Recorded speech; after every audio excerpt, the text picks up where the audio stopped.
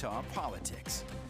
Thanks so much for joining us. I'm Glenn Mills. It is time to go inside Utah politics. We do begin this morning with Salt Lake Chamber's CEO, Derek Miller, here to discuss the Chamber's top legislative priorities. Derek, welcome back to the show. Great to have you with us. Thank you. Good to be here. So you have outlined 3 specific priorities you are following this legislative session. Let's just break down each one of those individually if we could. The first one, housing shortage, and that is really far-reaching and encompassing, impacting a lot of people in our state.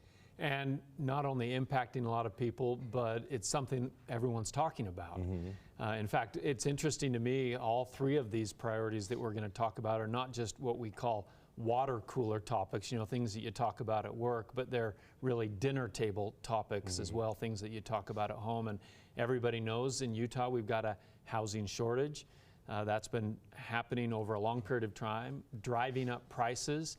And we're concerned, we all ought to be concerned that maybe not those of us of our age that already have our homes, but certainly for children, for those who are graduating college, it's going to be tough for them. I say this a lot. I don't know how the next generation, I mean, I know they'll find a way to make it happen, but you take a look from our perspective and you wonder, how are your kids and grandkids going to afford to live here? So what are some solutions you're looking at? Well, the number one solution we all learned in Economics 101, and that's supply and demand. And the fact is that we've done a very good job on the demand side.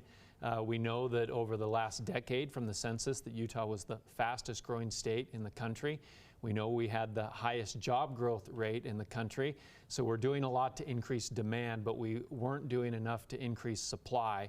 So everything that the Chamber is advocating for is meant to remove barriers to adding to that supply. Certainly working with the legislature during the session, but also working with local governments to see what we can do, whether it's zoning reform, maybe getting rid of some fees that don't need to be there, that are driving up prices. So it's all about increasing the supply side. I'd like to hear your thoughts. High density, what role does that play? Because we see over and over again people are adverse to high density projects, especially when it may end up in their backyard. Well, I think we're all familiar with that term NIMBY, or not in my backyard. And the fact of the matter is, at least along the Wasatch Front, that gone are the days that we're going to be building a home on a 5-acre, a 1-acre, even a half-acre lot. I think we all recognize, and hopefully when we think about that rising generation, that next generation that you referenced, Glenn, that we'll be thinking about them and welcoming the high density, because the fact of the matter is that we need it.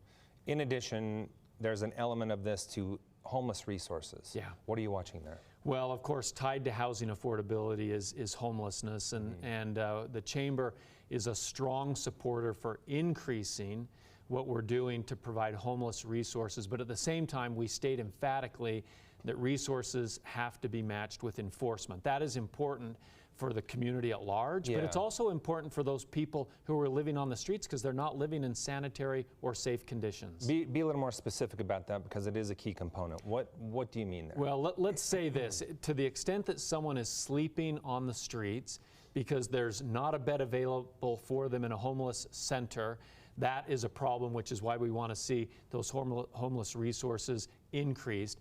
But if we do have resources and there are beds available and there are other resources available, then we just can't have a situation where they're allowed to say, I don't want to take part, I don't want to accept those resources, I'd rather stay on the streets. That can't be an option to the extent that those resources are available. Let's move on to workforce shortage. Another thing a lot of people are dealing with. We are in our industry, and pretty much every industry is. What are some of the solutions there as far as a legislative approach? You know, again, we go back to supply and demand. We did a really good job over the last 10, 15 years of recruiting lots of businesses to the state, recruiting lots of jobs to the state, and we've seen our jobs increase.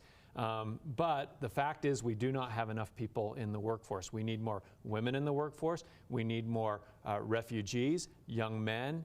We need more second chance hires, and we need immigration reform. That's not just a state issue. That, of course, is a national issue, but something the Chamber has advocated for a long time. And there's a new mentality these days, a more family-friendly environment, and that's what people looking for jobs are coming to expect. Especially when you talk about women in the workforce. We know that women were hit disproportionately hard during the pandemic. We understand why. They're the primary caregivers in many homes. And so one of the things that the Chamber is really getting behind, first by studying the problem so that we can identify what the solutions are, but childcare options. We need more childcare options in the state so that those women who'd like to be in the workforce can avail themselves of that. Is that going to happen this year, do you think? I think that you're gonna see some incremental improvements this year. But I think right now, where we're just looking at the data, the Chamber released a report just 2 weeks ago that showed that the economic impact of lack of childcare options was about $1.4 billion. You've done a lot of work with the legislature, so you know that it's often incremental. You get the data, you start developing solutions, and then you move forward with those. And that's an important issue, because when someone can't afford daycare, they can't go to work, and you've also made an argument that that impacts the economy overall. Okay, real quick, you kind of alluded to this one earlier with your water cooler comment. I thought maybe you were going to jump right to it, but that is simply water. We are in the middle of a drought still. We've had a great winter, but still more needs to be done. What are you watching?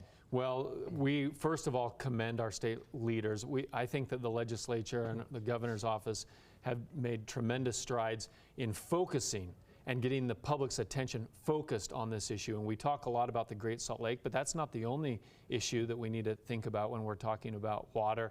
At the end of the day, water is the #1 resource constraint on our ability to continue to be a prosperous community. So what I always say is the Chamber has for a long time advocated for conservation policies. But the fact of the matter is, we are in a situation right now with regards to water that conservation alone will not solve the problem. When it comes to a legislative agenda and you putting together these priorities, talk to us about the process in that as a chamber. What goes into that? Well, as you know, the Salt Lake Chamber has been around for a long time. We're celebrating this year our 137th year, so longer than Utah has been a state. And we're also the state's largest business association. That means we have a lot of different businesses with a lot of different perspectives from a lot of different industries. So we are very methodical when it comes to developing our policy processes.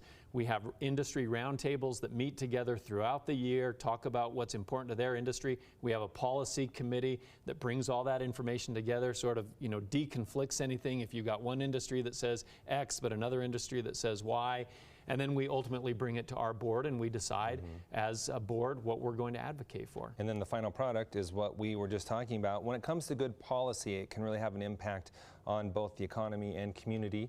Talk about the role that plays as you advocate as a chamber. I think the most important thing for all of us to recognize is that nothing happens by accident. Certainly having a strong and prosperous economy does not happen by accident. It takes deliberate effort. And we have been the beneficiaries of good planning, good effort for a long time. The challenges we face today are not necessarily the challenges that were faced 10, 20, 50 years ago. So policy advocacy is an ongoing effort. We always have to be able to know what the problem is and adapt the solution to fit the problem. So let's look a little bit ahead then. When you look long term, what are some issues that are of concern to you at this moment that maybe someone, 50 years from now might be looking at how we handled it? Yeah, I mean, it's hard to look forward 50 years in advance. My crystal ball's as foggy as the next person's, but I would say what will not change either in the short term or the long term is that Utah will continue to be a growth state. As much as we hear from some voices that we don't want to continue to grow, we can't tell people no. We can't put up walls on our border and say you can't move here from California or Colorado or anywhere else. People will continue to move to Utah because Utah will continue to be a beacon, a safe haven for capital, for jobs, for people. So we always have to be looking forward and understanding that we will continue to grow. The question is, what's the best way to do it? And how to do it. It's hard to even comprehend what some of those projections are down the road, but then again, we've lived through it in our lifetime, and we've kind of seen that growth and how it can impact our community. Derek, very interesting conversation. Thanks so much for being here. Really appreciate it. Still to come, a bill that would